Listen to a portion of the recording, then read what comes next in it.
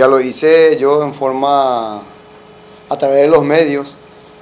Es más, yo dije el nombre de lo que pienso que sería el candidato ideal, ¿verdad? Que es Carlos Torres, hace unos 30 días más o menos.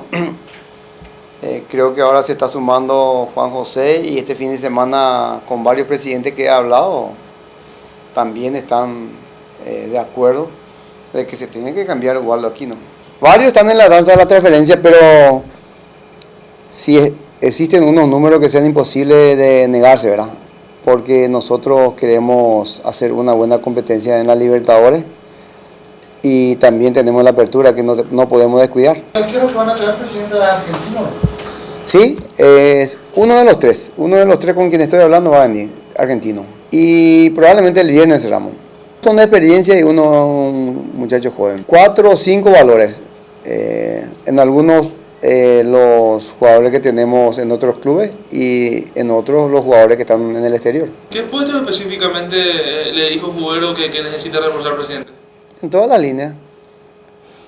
Arquero, central, medio y arriba. Estamos viendo un delantero, estamos hablando. Paraguayo, en la mayoría paraguayo. Nosotros si traemos el arquero argentino estamos cumpliendo el cupo de 2 extranjeros.